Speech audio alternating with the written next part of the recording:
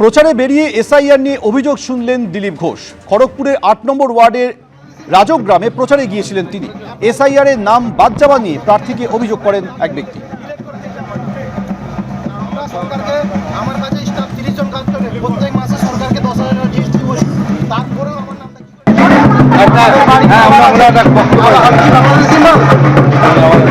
Apply করে 3বার সরকারকে, আমার কাছে স্টাফ 30 জন কাজ করে, প্রত্যেক মাসে সরকারকে 10,000 জিএসটি করি, তারপরেও আমার নামটা কি করে 30 জনকে কাজ দিচ্ছি। মহিলা লেডিস আমার কাছে প্রত্যেক মাসে 10,000 টাকা জিএসটি সাবমিট করি, তারপরে আমার তুমি 10,000 10 কোটি টাকা দিবা। সরকারকে স্টাফ না, আমার মা বাবা আমার নাম্বার নিয়মের মধ্যে হবে, এখানে বললে হবে। সব কিছু বিএলও কে আছে তোমার? বিএলও আছে তোমার এইখানে। ও বলছে লাস্টে আমাকে এটা করো, এটা করো, এটা করো, একটা ফটো তুলে দিও। আর ফটো তুলে নিয়ে আসছি।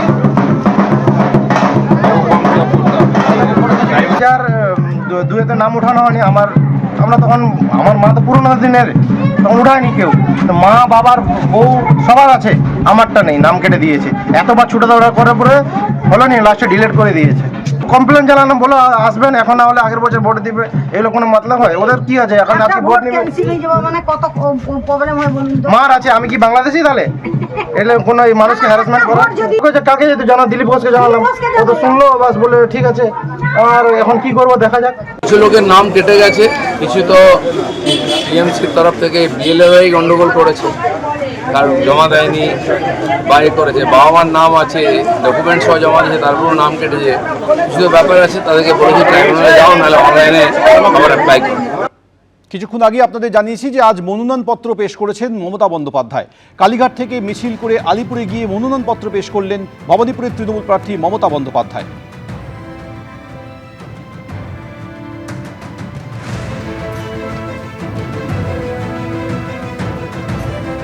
এই ছোট্টবেলা থেকে এখানেই আছি, এখানেই থাকি, এখান থেকেই আমার সব কিছু।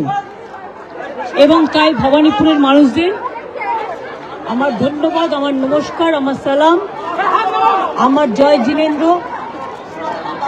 ভালছু বলে, সত শ্রী আকালজি বলে সবাইকে নমস্কার নমস্তে জানিয়ে, আপনাদের সকলকে অসংখ্য ধন্যবাদ জানিয়ে আমি আমার নমিনেশন যেমন ফাইল করলাম, আমি চাই আমার ভবানীপুর কেন্দ্রের সাথে সাথে 294টা কেন্দ্রেই আমাদের তৃণমূল কংগ্রেস এবং জোড়া ফুল তাদের প্রত্যেকটা প্রার্থীকে ভোট দেওয়ার জন্য আমি বাংলার মানুষকে অভিনন্দন জানাবো।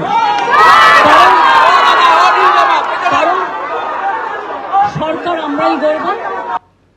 আজ মনোনয়নপত্র পেশ করেছেন মমতা বন্দ্যোপাধ্যায়। আর কিছুদিন আগে এই আলিপুর সার্ভে বিল্ডিংয়ে মনোনয়ন পেশ করেছিলেন শুভেন্দু অধিকারী।